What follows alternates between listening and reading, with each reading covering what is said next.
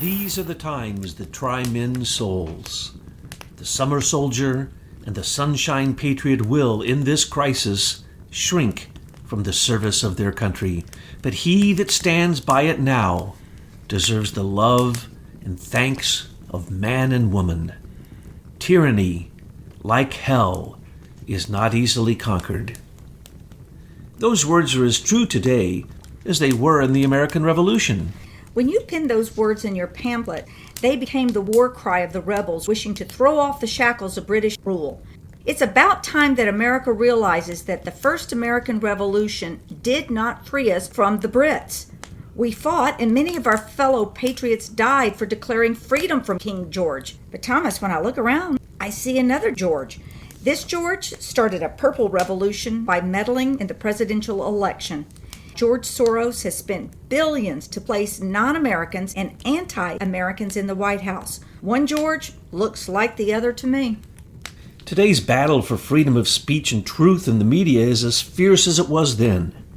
I left England because of the illogical political idea that a king or queen is more connected to God than the common person is. The divine right of kings is sheer nonsense. My pamphlet, Common Sense, was first named Plain Truth. Plain truth is what was missing then and is still missing today. And common sense can hardly be found in the post-truth age of political theater. Thomas Paine. Your words were read from the pulpit of most churches, and soldiers read your words aloud to kindle bravery and strength to fight British tyranny.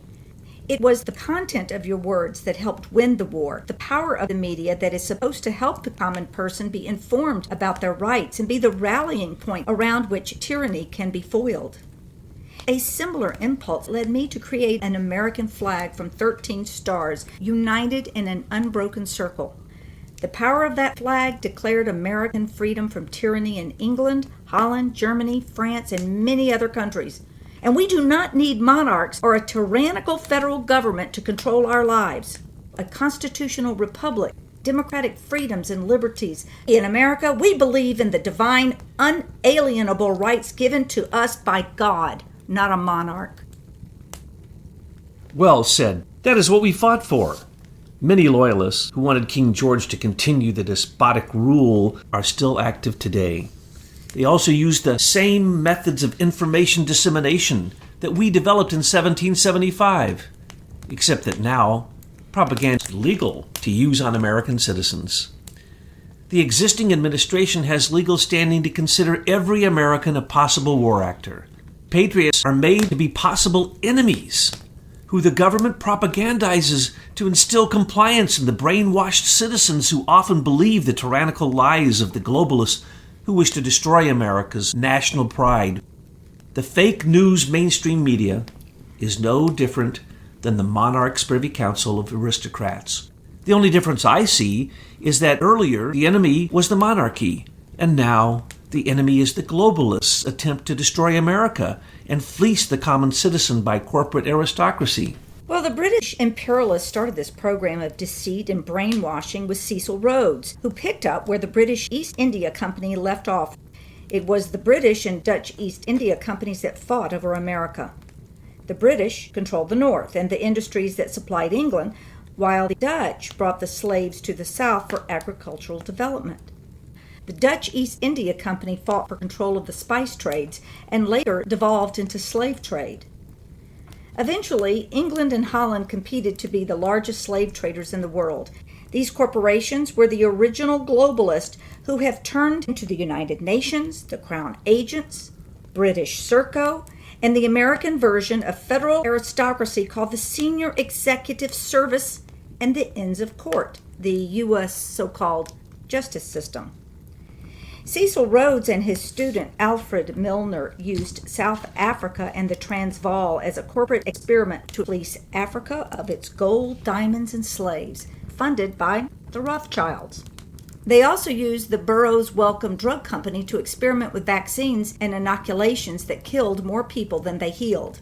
Those experiments are still going on by corporations and the rich elite aristocracy who wish to reduce the population of the earth.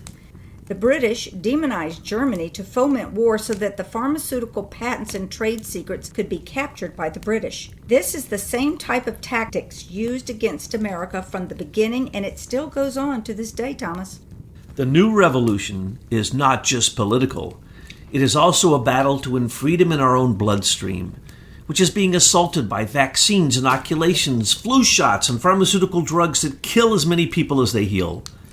I can hardly see a difference between the globalist attack on America with fake news, fake drugs, fake food, fake history, and fake globalist principles that want to turn America into a military arm of the United Nations. And don't forget that the most vehement globalists are British, like Lord Mark Malloch Brown or Geoffrey Patty. The current attacks on President Donald Trump come from British Crown agents. Christopher Steele, Richard Dearlove, Stephen Halper, Arvinder Sambai, Alison Saunders, Andrew Wood, Robert Hannigan, Joseph Mifsud, Stephen Rowe, and many others. These British spies were acting under the auspices of the Five Eyes Intelligence Agreement, which gives the Brits every speck of our collected intelligence. Then the Brits use it against us and continue to undermine American independence. The British monarchy has never gotten over losing America as a colony. The Cecil Rhodes Round Table turned into the Pilgrim Society, and most every globalist in Britain and America are members. Rhodes Round Table group also evolved into the Milner Round Table, and it eventually became the Royal Institute for International Affairs. In America, the Round Table Group became the Council on Foreign Relations, which, until recently, determined American foreign policy. And yes, almost every member of the Council of Foreign Relations is a member of the Pilgrim Society. It would be fair to say that all members of the Pilgrim Society are still British loyalists, essentially globalists, who are clearly anti-Americans. In my opinion, we should consider every member of the Pilgrim Society an American traitor who is seditiously attempting the overthrow of America. And Thomas, the Pilgrim Society needs to be designated as a terrorist organization. Well, Betsy, you're so right, and it is certainly long past time to kick out all British corporations from America, end our Five Eyes Intelligence Agreement, disallow dual citizenship between America and Britain, or for that matter, Canada, Australia, and New Zealand. We should also have as little to do with trade and economy between the United Kingdom and America as possible. Just say no to the British monarch and finally end the first American Revolution.